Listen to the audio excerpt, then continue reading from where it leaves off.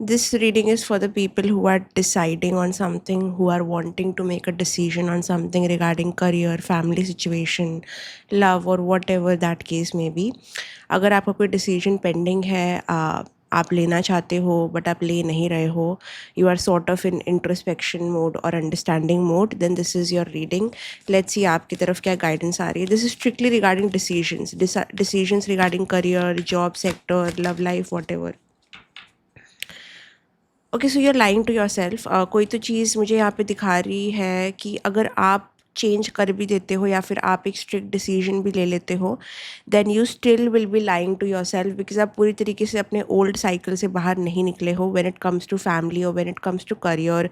वो चीज़ें अभी भी आपके ऊपर कंट्रोल रखती है, वो चीज़ें अभी भी आपके ऊपर हावी होती है. So definitely by making a decision आप वो चीज़ करोगे जो आपको सही लगती है. बट लाइफ में हमेशा सही चीज़ करने से सही फील नहीं होता. कभी कभी लाइफ में कुछ ना करना बेटर होता है, and that is this stage. You are trying to escape pain, you are trying to escape this old cycle, but ये चीज़ एस्केपिज्म से सॉल्व नहीं होगी. आपको जगह पे रहना पड़ेगा, आपको वो पेन या फिर वो डिस्कम्फर्ट को गो थ्रू करना पड़ेगा, और चीज़ों को नेचुरली थोड़ा सा होने दो. Because what I am understanding is, ये चीज़ अगर आप इसको छोड़ के भी जाओगे ना, तो ये आपके दिल पे, आपके मन पे फिर भी हावी होगी. You will only get this satisfaction once you accept to sit in discomfort.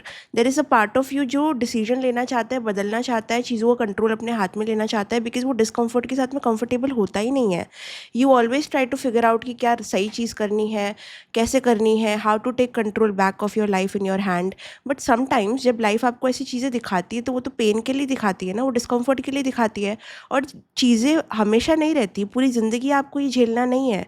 One fine day you will naturally wake up और ये चीज़ का असर आपके ऊपर कम होने लगेगा. चाहे वो टॉक्सिक ग्रुप हो, टॉक्सिक फैमिली हो, टॉक्सिक वर्क एनवायरनमेंट हो, या फिर कोई टॉक्सिक पास्ट हो, कोई पर्सन हो, रिलेशनशिप हो. आप इसमें कंट्रोल कर ही क्या सकते हो. The thing is you feel like you have control and you need to control.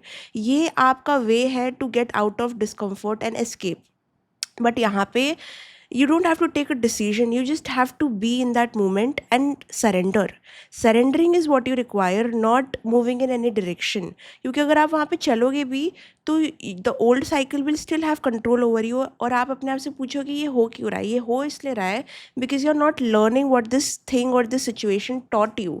Okay, आपके सारे effort waste में जाएंगे. you will feel like जितना आप आगे जा रहे हो उतना पीछे क्यों आ रहे हो, आप क्यों उस चीज़ के ऊपर इतना फिक्सेट हो रहे हो जबकि आपको उससे बाहर निकलना है. Because this is you not learning how to let go and surrender.